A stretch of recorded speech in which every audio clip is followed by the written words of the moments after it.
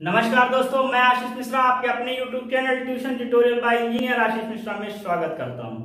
मेरे दोस्तों, आज हम लोग क्लास 11th के कॉम्प्लेक्स नंबर की चर्चा करने वाले हैं और 11th के अलावा जहां जहां भी कॉम्प्लेक्स नंबर आता हो वो सभी लोग इस कॉम्प्लेक्स नंबर के कॉन्सेप्ट को देखें। बहुत ही अच्छे तरीके से कराया जाएगा कॉम्प्लेक्स नंबर के कॉन्सेप्ट को। और मेरे प्यारे बच्चों, इसके पहले 11th वाले बच्चे जो हमारा ट्रिग्नोमेट्री पार्ट चल रहा है, जिसमें अभी तक 6 पार्ट आ चुके हैं, तो उसको अगर ना देखे हों तो देख लीजिए, क्योंकि अब जो आ रहे हैं वो आपके काम के हैं। ट्रिग्नोमेट्री अलग से नहीं पढ़ाई जाएगी, वहीं पर जो भी बेसिक कॉन्सेप्ट हैं वो चीज आपको वहीं पर मिल जाएगा। और उसके आगे जो इंटर का कॉन्सेप्ट है वो भी अब उसमें आ रहा है, क्योंकि हाई स्कूल का कॉन्सेप्ट वहां पर समाप्त हो चुका है। अब जो कॉन्सेप्ट आ रहे हैं वो इंटर के आ रहे हैं, और भी जो इंटर के कॉन्सेप्ट बचे रहे हैं ट्रिग्नोमेट्री के, सारी चीजें वहीं पर आपको ट्रिग्नोमेट्री की मिलेगी। यहाँ हम कॉम्प्लेक्स नंबर की बात कर रहे हैं। अब आप पूछेंगे कि कैसे हम ट्रिग्नोमेट्री की वीडियोस हम लोग को एक साथ मिले, तो उसके लिए हम आपको बता दें। दिख रहा है पूरा सही आ रहा है कैमरे में? आप नहीं दिख रहा? दिख रहा सही? तो देखिए, आप सीधे YouTube पे जाइएगा। अब दिख रहा सही? आप तो YouTube पे आप जाइएगा, सीधे यहां पर आप लिखिएगा tuition tutorial by engineer Ashish Mishra. तब आप हमारे चैनल पे चले जाएंगे। चैनल पे जाने के बाद आप सब्सक्राइब नहीं किए होंगे, सब्सक्राइब कर लेंगे, जिससे आने वाली वीडियो आपको आसानी से उसका लिंक मिल सके। उसके बाद होम पेज है, सही दिख रहा है पूरा? होम पेज के बाद वीडियो पे आप जाइएगा। वीडियो के बाद आप प्लेलिस्ट पे जाइएगा। प्लेलिस्ट में ये यूपी टेट सी टेट है, नीचे आपको चले आइएगा, ट्रिग्नोमेट्री आपको मिल जाएगा। ये ट्रिग्नोमेट्री की वीडियो है, जिसमें 6 पार्ट अभी तक डले हुए हैं। आगे जो पार्ट हम लाएंगे वो यहीं पर आपको मिल जाएंगे।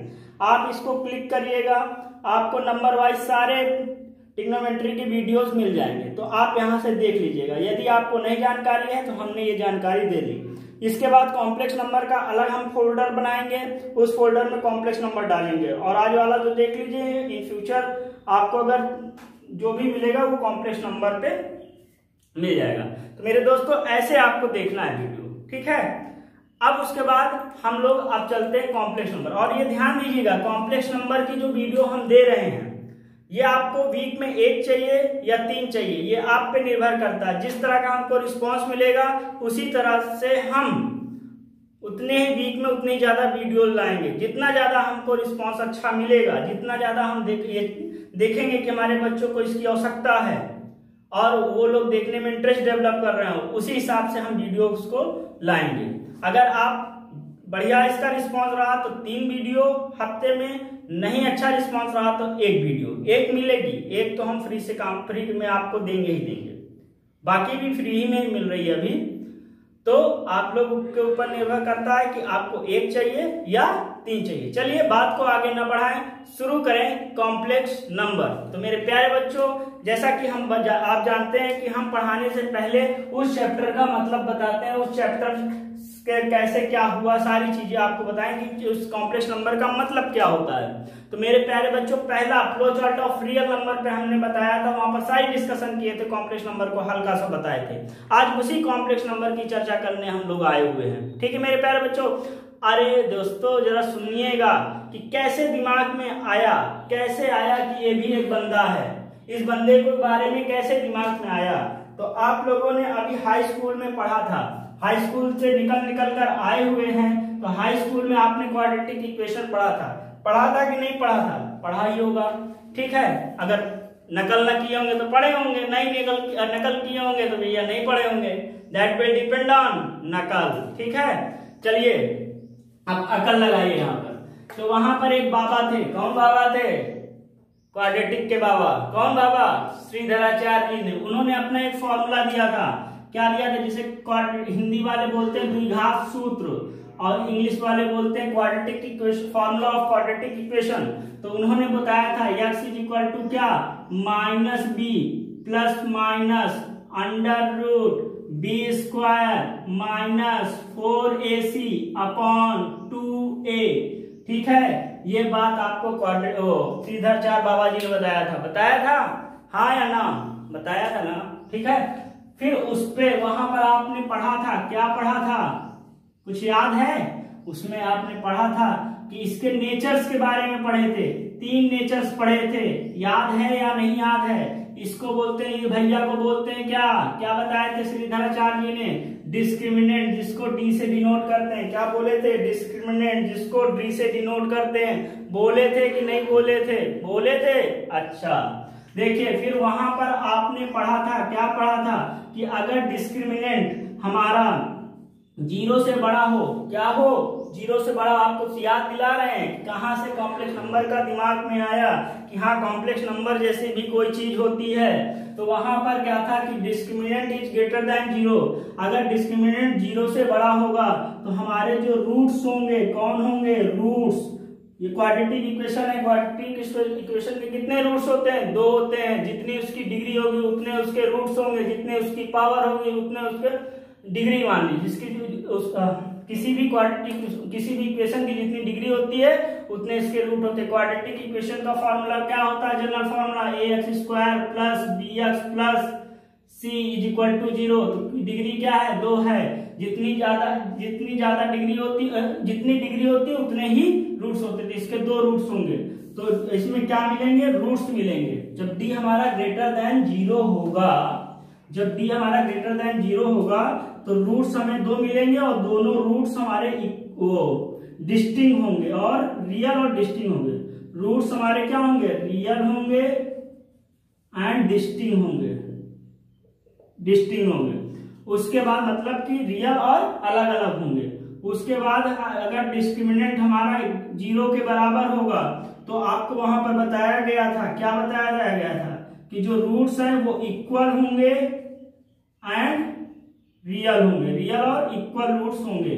उसके बाद इन दोनों के बारे में आपने वहां विस्तार से चर्चा की थी। कहां पर? हाई स्कूल में। इंटर में भी करेंगे अभी, तो हाई स्कूल में ये बातें की थी, लेकिन आपको वहां छला गया था मेरे मित्रों। यहां भी छल ही रहे हैं लोग, छल रहे हैं कि नहीं छल रहे हैं? वहां भी आपको छला ही गया था। वहां पर आपसे क्या धोखा कर दिया गया था? आपकी भावनाओं के साथ खेल गए थे लोग। क्या कि अगर डिस्क्रिमिनेंट लेस देन 0 होगा तो आपसे कहते हैं देखा जाएगा। तो क्या देखा जाएगा? अब वही दिखाने हम आए हैं मेरे दोस्तों, यही दिखाने आए हैं कि हमारा जो रूट्स होगा, कौन? रूट्स, वो उस समय बताया गया था, ये बात बताया गया था, ये नहीं चला गया था। सुनिएगा क्या आपको बताया गया था। अगर अकल से पढ़े होंगे तो सुनने की जरूरत नहीं, नकल से पढ़े होंगे तो सुनिएगा, नकल वाले सुन लीजिए। क्या कि रूट्स हमारे जो हैं वो क्या हैं? वो इमेजिनरी हैं। क्या है? इमेजिनरी और अनइक्वल होते हैं। क्या होते हैं? इमेजिनरी और एंड अनइक्वल, या डिस्टिंग भी बोल सकते हैं। ठीक है, तो यानी ये जब लेस देन 0 होगा तो वहीं से कॉम्प्लेक्स नंबर की बारे में दिमाग में लोगों के आया। आज हम उसी की चर्चा करने वाले हैं मेरे प्यारे मित्रों, इसी के बारे में चर्चा करें। ठीक है, तो यहीं से दिमाग आया कि लेस देन 0 अगर आएगा तो वहां से कॉम्प्लेक्स नंबर की उत्पत्ति होगी। अब बात आई, अभी आगे और भी चर्चाएं हम आपके साथ करते हैं। तो मेरे मित्रों, कॉम्प्लेक्स नंबर का जो जनरल फार्मूला होता है तो वो ये होता है कि कोई भी नंबर, हेडिंग डालिए कॉम्प्लेक्स नंबर, क्या डालिए? Complex number.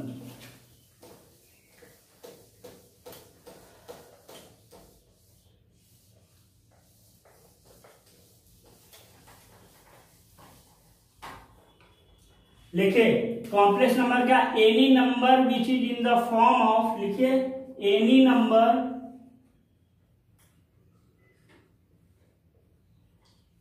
Which is in the form of, which is in the form of a plus IB which is in the form of A plus IB is known as complex number. ठीक है मेरे प्यारे बच्चों, क्या कोई भी number जो A plus IB के फॉर्म में हो उसे हम बोलेंगे क्या, कॉम्प्लेक्स नंबर। क्या बोलेंगे, कॉम्प्लेक्स नंबर।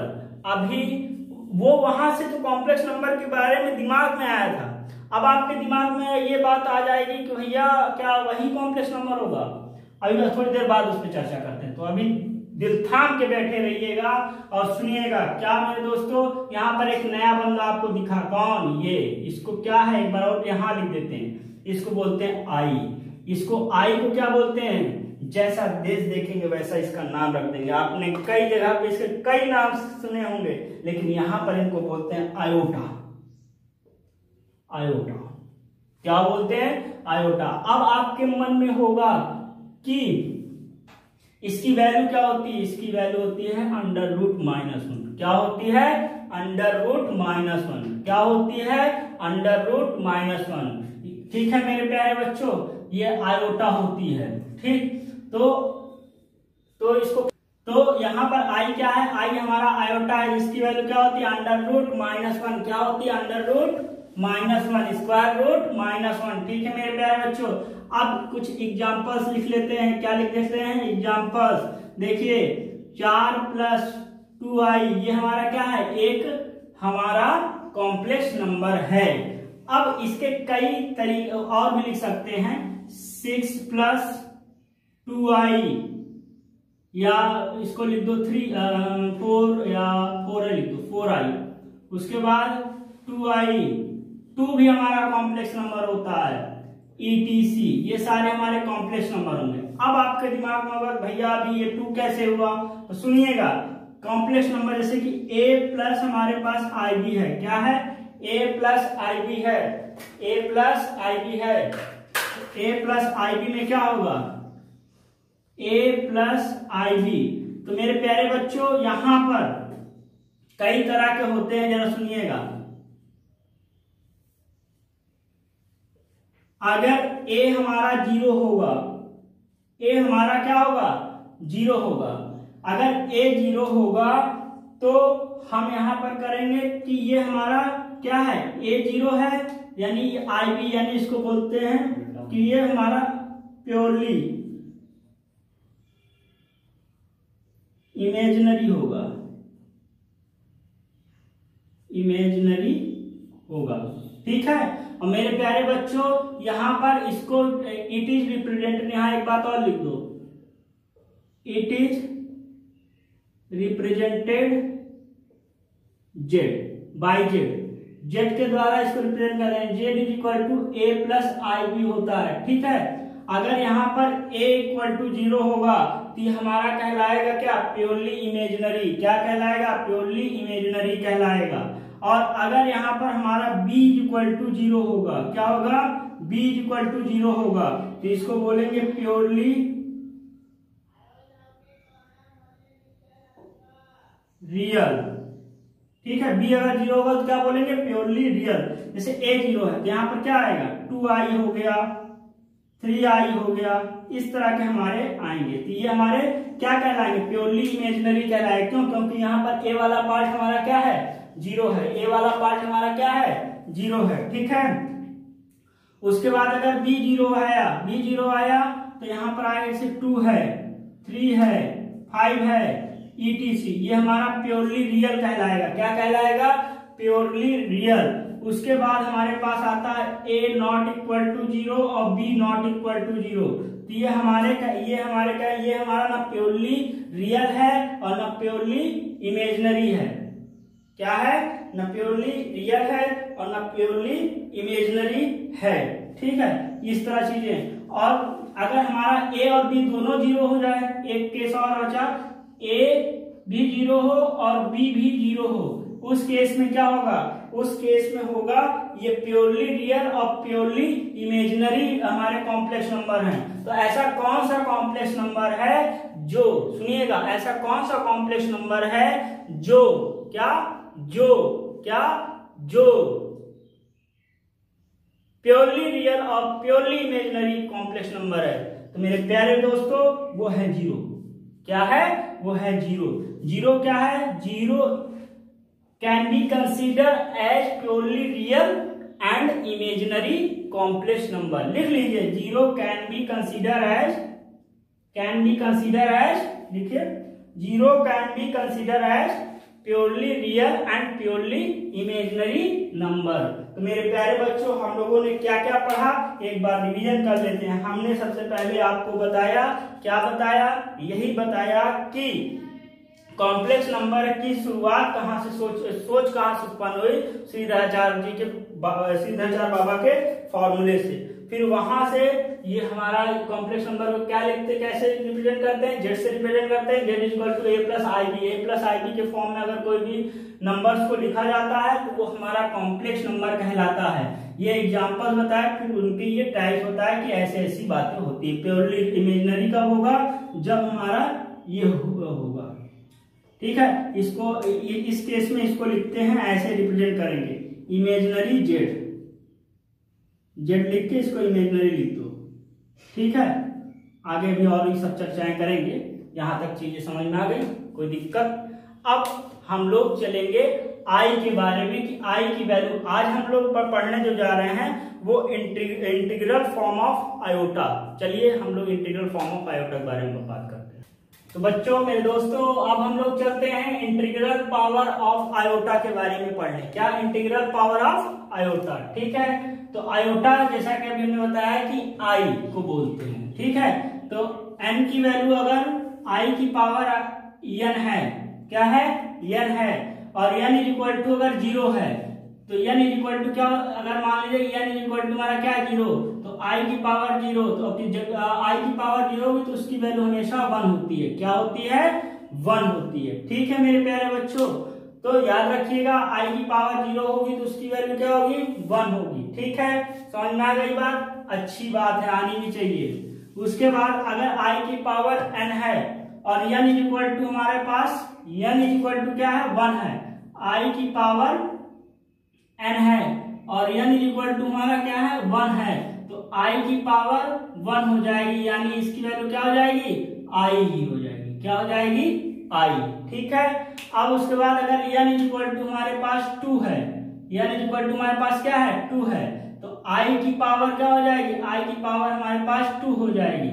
और एक का i का मतलब क्या होता है? अभी हमने बताया -1 होता है। दूसरे का क्या हो जाएगा? -1, i इंटू आई हो जाएगा। एक i का मतलब अंडर रूट -1, दूसरे i का मतलब अंडर रूट -1, अंडर रूट हो गया तो यहाँ पर -1 आया। तो अगर n की वैल्यू 1 होगी, क्या होगी? n की वैल्यू 1 होगी तो i की पावर n की वैल्यू i होगी, और n की वैल्यू 2 होगी तो उसका वैल्यू -1 हो जाएगा। अब उसके बाद आते हैं, अगर n की वैल्यू हमारे पास 3 होगी, क्या होगी? 3 होगी, तो i की पावर 3 हो जाएगी। ये हमारा क्या लिख सकते हैं? i square into I square की वैल्यू भी हमने लिखा -1, तो -1 इंटू आई बराबर -i। तो अगर n की वैल्यू 3 होगी तो वो आ जाएगा -i, ठीक है। उसके बाद फिर आता है n इज इक्वल टू 4। अगर n इज इक्वल टू 4 आ जाएगा, इतनी बात समझना है। अगर n इज इक्वल टू हमारे पास 4 आ जाएगा, n इज इक्वल टू हमारे पास अगर 4 आ जाएगा, n इज इक्वल टू 4, तो i की पावर 4, i की पावर 4 मतलब आई स्क्वायर इंटू आई स्क्वायर, और ये आया -1 इंटू -1, माइनस प्लस होता है 1 आएगा, तो 1 आ जाएगा। अब उसके बाद अब ये तो हमारे 4 टर्म आए, 4 के अलावा अगर टर्म आते हैं तो वहां पर क्या करेंगे? i की पावर अगर ये हमारा ग्रेटर देन 4 होगा तो हम उसको पहले 4 से डिवाइड करेंगे, फिर उसके बाद जैसा भी होगा वो आगे क्वेश्चन सॉल्व कराते समय हम आपको बताएंगे। अभी ये बेसिक चीजें हैं जिनको जान लेना है। अब उसके बाद हम लोग चलते हैं -1 की बात करने, कि अगर n की वैल्यू हमारी -1 होगी, n की वैल्यू क्या होगी? n की वैल्यू अगर -1 हो जाएगी तो i की पावर -1, ठीक है। तो यहाँ पर क्या आएगा? 1/i आ जाएगा। क्या आ जाएगा? 1/i। हम यहाँ पर कर सकते हैं आई से ऊपर और आई से नीचे।